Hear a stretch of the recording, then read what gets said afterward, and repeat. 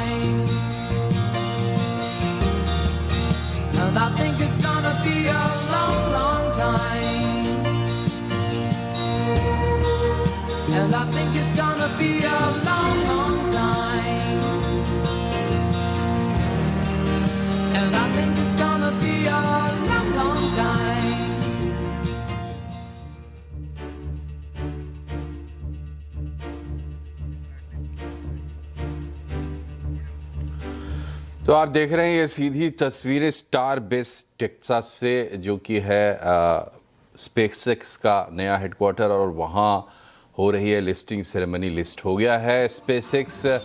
America के इतिहास में, दुनिया के इतिहास में सबसे बड़ी लिस्टिंग, $1.77 ट्रिलियन की वैल्यू मिली है इस कंपनी को। और इसके बारे में तमाम आंकड़े आप देख रहे हैं स्क्रीन पर। $75 बिलियन जुटाए हैं आईपीओ के ज़रिए। तो ये शानदार तस्वीरें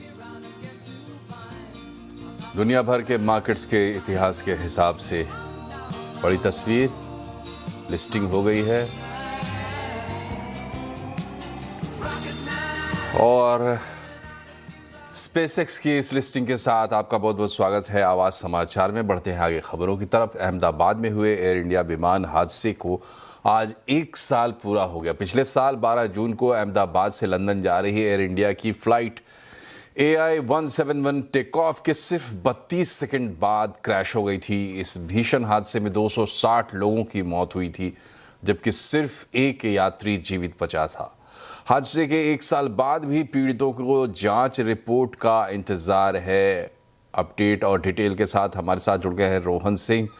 रोहन, सबसे पहले ये बताएं कि विमान हादसे की जांच पर विमान दुर्घटना जांच ब्यूरो ने आज कुछ अपडेट दिया है। क्या अपडेट दिया है? जी बिल्कुल, जांच एजेंसी AIB ने स्टेटस अपडेट दिया है इन्वेस्टिगेशन का। आमतौर पे होता यह है कि जब कोई इस तरह की दुर्घटना होती है तो 1 साल के अंदर आमतौर पे जो परंपरा रही है, जो फाइनल रिपोर्ट है वो आ जाती है। लेकिन आज जो स्टेटस अपडेट AIB की तरफ से जारी किया गया, उसमें कहा गया कि फिलहाल जो फाइनल रिपोर्ट है वो नहीं आई है, और जो सूत्र में बता रहे हैं 2 से 3 महीने और लग सकते हैं फाइनल रिपोर्ट को आने में। हालांकि AIB ने ये कहा कि जाँच की प्रक्रिया काफ़ी आगे बढ़ चुकी है। उन्होंने सभी फैक्टर्स को देखा है, टेक्निकल, इसके अलावा ऑपरेशनल, ह्यूमन फैक्टर्स को भी देखा है। तमाम जो डाटा रिकॉर्डर सहित इंजन की सबकी जांच की जा रही है, और उसके बाद ही एक फाइनल रिपोर्ट ये तैयार करके जाएंगे, और इसके बाद एक इंटरनेशनल रिव्यू होगा, जिसके बाद फाइनल रिपोर्ट तैयार की जाएगी। तो जो इंतज़ार था कि क्या आज एक फाइनल रिपोर्ट आ सकती है, तो साफ है कि अब वो रिपोर्ट नहीं आएगी। उसमें 2 से 3 महीने का वक्त और लग सकता है। वहीं अगर हम कॉम्पनसेशन के एंगल की बात करें, तो जब से ये एक्सीडेंट हुआ है तब से एयर इंडिया की तरफ से भी, टाटा ग्रुप की तरफ से भी कई तरह के कॉम्पनसेशन की बात कही गई है। इंटरिम कॉम्पनसेशन में एयर इंडिया ने 25 लाख का कॉम्पनसेशन की घोषणा की थी, जिसमें अगर आप देखें अभी तक 96% परिवारों को ये कॉम्पनसेशन उन्होंने दे दिया है। टाटा ग्रुप ने एक फाउंडेशन शुरू किया था, 1 करोड़ रुपए के इंटरिम रिलीफ की बात कही थी हर परिवार को, तो उसमें भी लगभग 91% लोगों को डिस्ट्रीब्यूशन हो गया है। और दोनों ही जो टाटा ग्रुप और एयर इंडिया दोनों का कहना है कि जो बाकी बचा हुआ है वो डॉक्यूमेंटेशन की कमी की वजह से है, और अब तक मिला के लगभग 300 करोड़ से ज़्यादा का कॉम्पनसेशन हो गई। लेकिन यहाँ पे एक इशू ये है कि बहुत सारे ऐसे जो पीड़ित परिवार हैं, उनकी तरफ से ये बातें आ रही हैं कि जब तक फाइनल रिपोर्ट नहीं आ जाती है तब तक किसी तरह के फाइनल सेटलमेंट की बात कितनी सही है, उसके लिए कुछ लोगों का कहना है कि दबाव भी डाला जा रहा है। हालांकि एयर इंडिया ने इन खबरों को खारिज किया। एयर इंडिया ने कहा है कि ना तो कोई डेडलाइन हम दे रहे हैं कि इस तारीख तक आपको साइन करना है, और ना ही हम किसी तरह का दबाव डाल रहे हैं। लेकिन सबसे बड़ा जो सवाल है, 1 साल हो गए हैं, कारण क्या था ये अभी तक हमें पता नहीं चला कि AI-171 आखिर क्यों क्रैश की थी। तो रोहन, आप हमारे साथ बने रहिए, आगे फिर से आपके साथ बातचीत करेंगे, कुछ और खबरें लेंगे रोहन से। लेकिन उस दिन जब प्लेन हादसा हुआ तो प्लेन में सवार 241 पैसेंजर्स और क्रू मेंबर्स के साथ साथ 19 ऐसे लोगों की जान भी चली गई जो ग्राउंड पर हादसे की चपेट में आ गए, यानी जहां प्लेन गिरा। आपको शायद वो तस्वीर भी याद हो जिसमें भड़कती ज्वाला के बीच एक महिला चिल्लाती हुई बाहर निकल रही थी। आज 1 साल बाद भी उसके आंसू सूखे नहीं हैं, क्योंकि उस दिन सीताबेन तो बच गई, लेकिन अपने 15 साल के बेटे को नहीं बचा पाई। ये 12 जून 2025 को अहमदाबाद प्लेन क्रैश के बाद का वीडियो है। सीताबेन आग के दरिया से बचकर भाग रही थी और चिल्ला रही थी, क्योंकि बेटे को बचाने की कोशिश में हाथ जल गए, लेकिन 15 साल का बेटा आकाश आग में ही समा गया। सीताबेन ठीक उसी जगह चाय का ठेला लगाती थी जहां एयर इंडिया का बोइंग ड्रीमलाइनर क्रैश होकर गिरा था। उस दिन आकाश मां को टिफिन देने आया था और टिफिन देकर वहीं सामने वाले पेड़ के नीचे सो रहा था। आज तक सीताबेन सदमे से बाहर नहीं आई हैं। उनकी बेटी कहती है कि मां ने आकाश को बचाने की बहुत कोशिश की, लेकिन बचा नहीं पाई। मेरी मम्मी ने खाना खाया और वहाँ पे बैठी थी और मेरे भाई सामने की ओर कटली लेके सोया था पेड़ के नीचे। और जैसे ही विमान क्रैश हुआ ना बिल्डिंग के अंदर, वैसे ही धुआं काला धुआं निकल गया। और जैसे ही आग आई मेरी मम्मी दौड़ी सामने की ओर कि मेरा बेटा वहाँ पे सोया है, मगर वहाँ पे इतना धुआं था और इतनी आग थी तो मेरी मम्मी उसके आकाश के पास पहुंच ही नहीं पाई कि मेरे बेटे को मैं बचा लूं, मगर मेरी मम्मी उसको बचा नहीं पाई। परिवार को मुआवजा मिला, लेकिन ऐसे सदमों का कोई मुआवजा नहीं हो सकता। सीताबेन ने दोबारा कभी चाय का ठेला नहीं लगाया। पिता सुरेश भाई रिक्शा चलाते थे, लेकिन अब नया काम खोज रहे हैं ताकि जिंदगी की गाड़ी आगे खींची जाए। लड़का भी चला गया है, मेरा ऑटो रिक्शा भी बंद है। इसके लिए हमें 2 दिन की ऐसी मर्जी है कि वैसे हो गया अभी लड़के का आगे कैसा नाम रखना है कैसा नहीं रखना है, कुछ रोजगार अच्छी सी मिल जाए, कुछ अच्छा सा धंधा करें कि जैसे करके उसकी धंधा पे इसका पोटा रख के हम आगे उसका नाम रख सके, उसका आगे कुछ हमारा परिवार अच्छे से रह सके, जिंदगी भर के इसका नाम से कुछ आगे हम चल सके। बेटा चला गया और अब पूरी जिंदगी सिर्फ यादों के सहारे निकालनी है। परिवार पर कितना बड़ा दुख है वो शब्दों में हम बयान नहीं कर सकते, लेकिन उम्मीद पर पूरी दुनिया कायम है। लेकिन ये उम्मीद तभी टिक पाएगी जब परिवार के मुखिया के पास काम के लायक कोई रोजगार भी हो पाता। केतन जोशी, अहमदाबाद। मैगी नूडल्स एक बार फिर से सुर्खियों में है। मैगी पैकेट में कीड़े मिलने की शिकायत पर फूड रेगुलेटर फसाई ने नेस्ले को नोटिस जारी किया है। हालांकि नेस्ले ने फसाई के आरोपों को खारिज कर दिया है। नेस्ले का कहना है कि शिकायत से जुड़ा सैंपल अभी तक नहीं मिला है। एक बार फिर से चलते हैं रोहन सिंह के पास। बताएं रोहन, क्या है पूरा मामला, नेस्ले ने क्या सफाई दी है? आज दरअसल सोशल मीडिया पे बहुत सारे लोगों की शिकायतें थी, जिसके आधार पर फूड रेगुलेटर एफएससीआई ने अलग अलग कंपनियों को नोटिस भेजे, जिसमें कि नेस्ले भी शामिल हैं। मैगी को लेकर जो शिकायत थी उसमें ये था कि उसके पैकेट में कीड़ा मिला था। तो इसके बाद एफएससीआई ने नेस्ले से पूछा कि वो उस बैच का पता लगाए, उस पर्टिकुलर सैंपल का पता लगाए, और अगर ये सही पाया जाता है तो पूरे उसको किस तरीके से मार्केट से हटाना है उस पूरे बैच को, इसके बारे में जानकारी दें और आगे इस तरह की घटना ना हो इसके लिए जानकारी दें। तो इस पर नेस्ले का जवाब ये आया है कि वो अभी तक उन्हें ये सैंपल नहीं मिल पाया है। जिस अकाउंट से ये पोस्ट किया गया था वो अनरीचेबल है, उससे कांटेक्ट नहीं हो पा रहा है। और साथ में उन्होंने कहा कि इस पूरे बैच की जो जांच है वो पहले ही की जा चुकी है और एफएससीआई को तमाम जो जानकारियां हैं टेस्टिंग से जुड़ी, सैंपल से जुड़ी, वो सब कुछ दी जा चुकी है और किसी भी तरह की इस तरह की कोई घटना से नेस्ले ने इनकार किया है। वहीं साथ में कुछ और कंपनियों को भी नोटिस दिए हैं, जैसे कि KFC का एक आंध्र प्रदेश में आउटलेट है उसको दिया गया है, ओपन सीक्रेट्स नाम की डेट्स हैं उसको भी दिया गया है अनहाइजीनिक फूड की वजह से, साथ ही फ्लिपकार्ट को भी दिया गया है। तो इस तरह से बहुत सारी कंपनियों को एफएससीआई की तरफ से चिट्ठी लिखी गई है। फिलहाल नेस्ले का जवाब आया है, बाकियों का जवाब आना भी बाकी है। और रोहन, फसाई के हवाले से एक और खबर आई है आज की। खाने पीने की चीज़ों की जो पैकिंग होती है उसमें स्टेपलर पिन यूज़ नहीं कर सकते या मेटल के तार नहीं लगा सकते, तो क्या डिटेल है इसके बारे में? जी, ये बहुत इंपॉर्टेंट है क्योंकि अक्सर जब हम खाने पीने के किसी आउटलेट पर जाते हैं तो जो वो पैकिंग करते हैं उसमें या तो पिन का इस्तेमाल होता है या मेटल के वायर का इस्तेमाल होता है। किसी भी मेटेलिक चीज़ का इस्तेमाल नहीं किया जाएगा पैकेजिंग में, ये आदेश दिया गया है एफएससीआई की तरफ से जो तमाम फूड बिजनेस ऑपरेटर्स हैं उनको।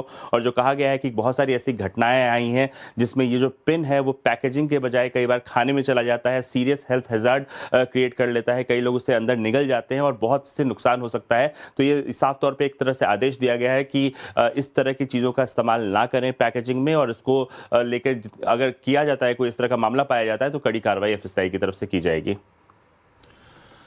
बहुत बहुत शुक्रिया आपका रोहन। और यहाँ रुक रहे एक छोटे से ब्रेक के लिए, लेकिन खबरें अभी और भी है। CNBC आवाज़ पर बने रही आवाज़ समाचार के साथ।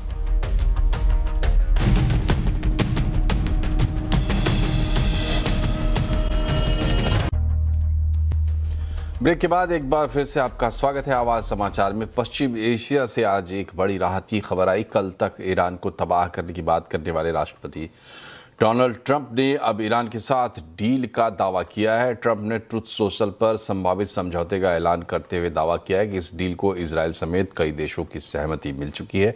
उन्होंने ये भी कहा कि ईरान के साथ डील हो चुकी है और ये डील जल्द ही यूरोप में साइन होगी। वहीं ईरानी न्यूज़ एजेंसी के हवाले से आ रही खबरों के मुताबिक यूएस के साथ होने वाले एमओयू में प्रतिबंध हटाना भी शामिल है और हॉर्मुज से नाकेबंदी हटाने की बात भी शामिल है। इस बड़ी खबर पर ज़्यादा अपडेट के लिए हमारे साथ हमारे economic policy editor Lakshman Roy जुड़ गए हैं। बताइए लक्ष्मण जी, क्या खबर है? वेस्ट एशिया में अब शांति आ जाएगी? बिल्कुल, इस बात की उम्मीद तो करनी ही चाहिए, लेकिन सच यह है कि भरोसा अभी भी बहुत लोगों को नहीं हो रहा है, क्योंकि इस तरह की घोषणाएं कई बार राष्ट्रपति ट्रंप पहले कर चुके हैं और फिर इन वक्त पे डील नहीं होता है। लेकिन जो माहौल बन रहा है, जिस तरीके के संकेत आ रहे हैं, ठोस संकेत आ रहे हैं, उससे लगता है कि शायद अब इस बार अमेरिकी राष्ट्रपति ट्रंप का ऐलान जो था वो हकीकत बनने जा रहा है। उसमें दो बातें बहुत खास है। पहली बात कि अगले हफ्ते से सोमवार से G7 की बैठक होने वाली है फ्रांस में, तो माना जा रहा है कि G7 से की बैठक से ठीक पहले रविवार तक ये डील हो जाएगी, इस पर दस्तखत हो जाएगा। क्योंकि G7 की बैठक में दुनिया भर के देश के प्रतिनिधि वहाँ पर जुटेंगे, तो वहाँ पर शायद एक नए माहौल में बातचीत हो सके। दूसरा, एक ये भी अटकलें जताई जा रही है, चूँकि 14 जून को राष्ट्रपति ट्रंप का बर्थडे है, तो जन्मदिन से पहले खुशखबरी यहाँ पे राष्ट्रपति ट्रंप देना चाहेंगे और इसके संकेत पिछले 24 घंटे मिलने शुरू हो गए थे। कल देर रात ये आशंका थी कि ट्रंप हमला करने वाले हैं। उन्होंने खुद ट्रूथ सोशल पर लिखा था कि हम बहुत बड़ा हमला करने वाले हैं। ठीक 5 घंटे बाद उन्होंने ट्रूथ सोशल पर फिर से लिखा कि नहीं, हमारी बातचीत हुई है, ईरान के वरिष्ठ लोगों से बातचीत हुई है और अब डील पर सहमति बन चुकी है, शर्तें तय हो चुकी हैं, अब बहुत जल्द डील का ऐलान किया जाएगा। उसके बाद अब खबर आ रही है कि 14 पॉइंट वाले एमओयू पर लगभग सहमति बन गई है और बहुत जल्द इस पर दस्तखत हो सकते हैं। हो सकता है कि रविवार को दस्तखत होने की संभावना हो। लेकिन सबसे महत्वपूर्ण बात, इस 14 पॉइंट जिसमें एमओयू होना है, डील होना है, उसमें हर वो बात शामिल है जिसको लेकर के डील अब तक टूटती रही है। पहली बात, स्टेट ऑफ हॉर्मुज पूरी तरह से खोल दिया जाएगा। जिस दिन डील पर दस्तखत होगा उसको 30 दिन के भीतर स्टेट ऑफ हॉर्मुज में आवाजाही पहले की तरह कर ली जाएगी। उधर ईरान को लेकर अमेरिका ने जो नाकेबंदी की है, अमेरिका वो नाकेबंदी भी हटा लेगा। पहली बड़ी राहत की खबर यहाँ मिलेगी, क्योंकि कच्चे तेल की सप्लाई बिल्कुल अस्त व्यस्त हो चुकी है। दूसरी बात, ईरान बार बार कह रहा था कि तेहरान को इस डील में शामिल करिए, यानी इजराइल तेहरान पर हमला नहीं करेगा। तो इस बात के भी संकेत आ रहे हैं कि डील में यह भी शामिल है कि तेहरान पर इजराइल हमला नहीं करेगा। तीसरी बात कि ईरान पर जो सैंक्शन लगा रखा है अमेरिका ने, उस सैंक्शन को हटाया जाए, उस प्रतिबंध को हटाया जाए। तो माना यह जा रहा है कि इस 14 पॉइंट में वो भी शामिल है कि ईरान पर जो प्रतिबंध अमेरिका ने लगाया है वो हटा लिया जाएगा। ईरान की संपत्ति जो अमेरिका ने जब्त की है वो भी हटा लिया जाएगा। अब यहाँ पे 2-3 महत्वपूर्ण बात है। पहला कि परमाणु वाले कार्यक्रम का क्या होगा, तो उस पर बहुत सफाई नहीं आ रही। ये है कि अभी अस्थायी तौर पर दस्तखत कर लिया जाएगा, आगे चलकर परमाणु कार्यक्रम आगे बढ़ाएगा, कब तक नहीं बढ़ाएगा इस पर बातचीत आगे होगी और फिर अंत में फाइनल जब डील होगी तब किया जाएगा। इसको लेकर अटकलें थी कि शायद न्यूक्लियर प्रोग्राम पे यूरेनियम एनरिचमेंट पर बातचीत अलग रख के अलग पैरेलल शुरू किया जाए। फिलहाल डील को कर लिया है, तो शायद वही कुछ मिलता हुआ दिख रहा है। लेकिन वो सारी बातें जो अमेरिका को पसंद थी, वो सारी बातें जो ईरान की मांग थी, वो लगभग मानती हुई दिख रही है इस डील की शर्तें। तो उम्मीद करते हैं कि शायद रविवार तक के सारी चीज़ें डील हो जाए और फिर से शांति की तरफ आगे बढ़ चले जाए। बहुत बहुत शुक्रिया लक्ष्मण जी। और ईरान यूएस डील की जो खबर आई है उसका बाजार ने भी जम के स्वागत किया। लेकिन सवाल है कि ट्रंप क्या अपनी बात पर अडिग रहेंगे? आवाज अड्डा में आज इसी पर होगी बड़ी चर्चा। ट्रंप प्लीज अब पलटना मत। सुप्रीम कोर्ट ने हाउसवाइफ्स को राष्ट्र निर्माता का दर्जा दिया है। कोर्ट ने गृहिणी के घरेलू कार्य का न्यूनतम मूल्य 30,000 रुपये प्रति महीना माना है। सड़क दुर्घटना में गृहिणी की मौत पर मुआवजा तय करने के मामले में ये एक अहम फैसला हुआ है। ज़्यादा जानकारी दे रहे हैं असीम मनचंदा। पंजाब की एक हाउसवाइफ की मौत सड़क दुर्घटना में हो गई थी। कंपनसेशन का मामला सुप्रीम कोर्ट पहुंचा। सुप्रीम कोर्ट ने उस मामले में एक अहम फैसला दिया है। सुप्रीम कोर्ट ने कहा कि जो महिला घर चला रही है, हाउसवाइफ है, वो एक तरह से राष्ट्र निर्माता है और उसकी जो मंथली आय है वो 30,000 रुपये तक मानी जा सकती है। सुप्रीम कोर्ट ने कहा कि घर चलाना, बच्चे पालना, बुजुर्गों की देखभाल करना, ये सब इम्पोर्टेंट कार्य है और ये पूरे परिवार और समाज के लिए भी बहुत ही महत्वपूर्ण है। तो ऐसे में उसकी महिला की जो मंथली इनकम है उसको कम कम नहीं आंका जा सकता है। सुप्रीम कोर्ट ने यह भी कहा कि जो महिलाएं हैं उनका योगदान दिखाई नहीं देता है, लेकिन उनका योगदान पूरे परिवार और समाज के लिए काफी महत्वपूर्ण होता है। तो अब सुप्रीम कोर्ट ने जो महिलाएं हैं घर में काम करने वाली, उनकी मासिक आय 30,000 रुपये तय कर दिए। तो आगे ऐसे जो भी कंपनसेशन के जो मामले सामने आएंगे उनमें ये आसानी से मुआवजा दिया जा सकेगा। और इसी साथ आवाज़ समाचार में फिलहाल इतना ही, लेकिन यहाँ खबरों का सिलसिला लगातार जारी है, खबरें अपडेट हो रही है। आप भी अपडेट रहिए, जुड़े रहिए CNBC आवाज़ से हमारे सोशल मीडिया हैंडल्स के जरिए। नमस्कार।